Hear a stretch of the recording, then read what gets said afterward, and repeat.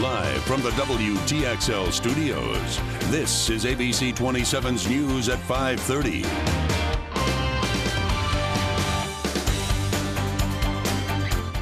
It's been 10 days since protests in Ferguson, Missouri began after unarmed teen Michael Brown was killed by a Ferguson police officer, and tension continues to build. Good evening, I'm Jade Bullock, so thank you for watching WTXL ABC 27 News at 5:30. Community leaders and members of the community called for nonviolence during Peace Fest 2014 today. Thousands participated in the event, including relatives of Brown and Trayvon Martin. The event was put together by Better Family Life, a nonprofit that is focused on building communities. And a closer look at the Ferguson Police Department shows that there's been a long history of tension between the community and the force. In fact, in 2009, the Ferguson Police Department was also under scrutiny for the case of Henry Davis. It was another incident of alleged excessive force. Davis says the police noticed him when he pulled over to wait out the weather, and after running his name, officers confused him with another Henry Davis who had outstanding tickets. He says he was beaten by officers after he was handcuffed. No officers faced any charges for the incident. However, the chief of Ferguson Police does acknowledge that changes need to be made. So is that an acknowledgement that the officers in the past did not act appropriately? Not at all. What my focus was is to make it the best police department I could.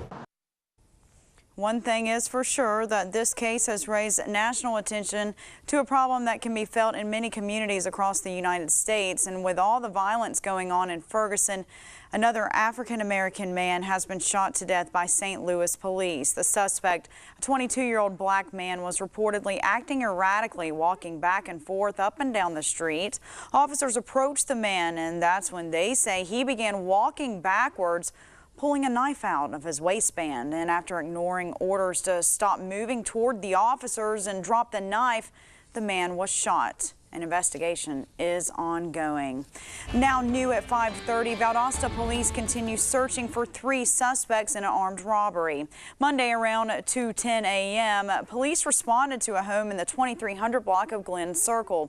2 men ages 26 and 24 told police they were sitting on the front porch when 3 men approached them.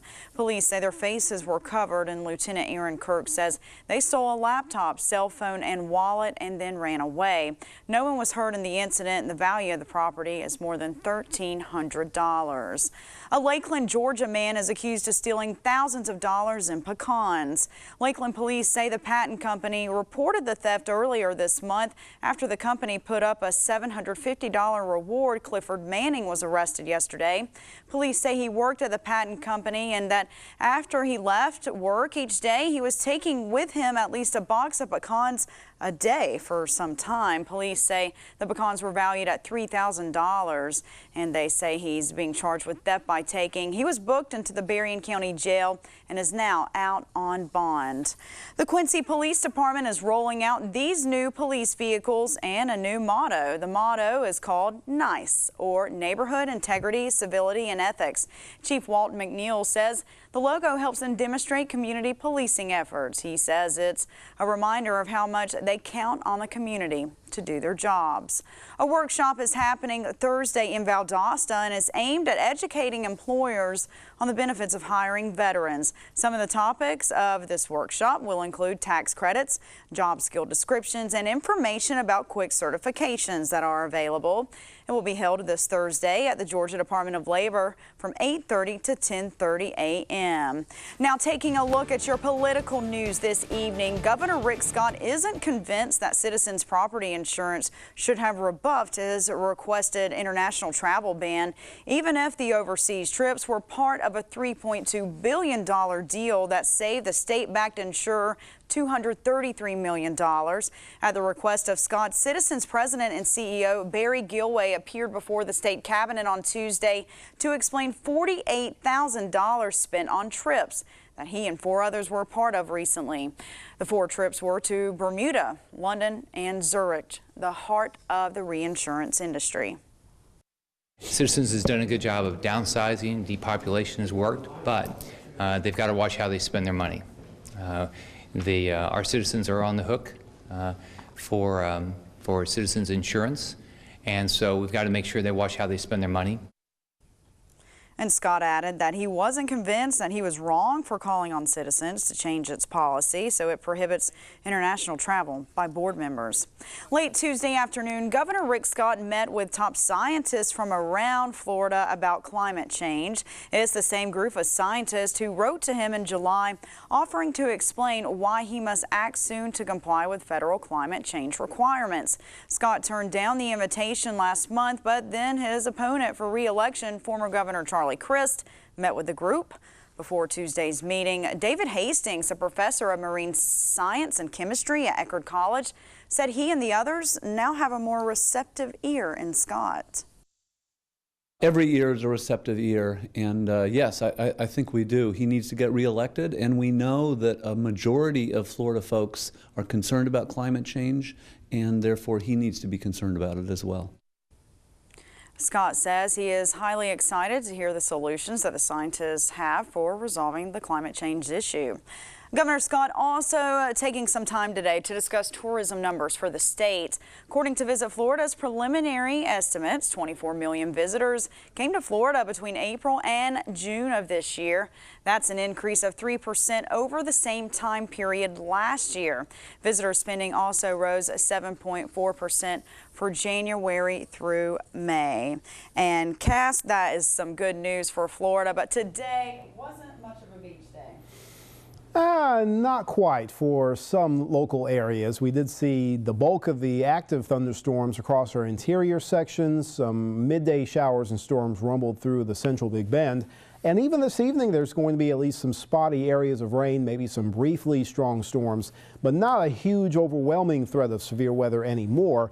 But we can't rule out a few more flashes of lightning and rumbles of thunder. The target area of the earlier severe weather was primarily interior South Georgia, north of US 84.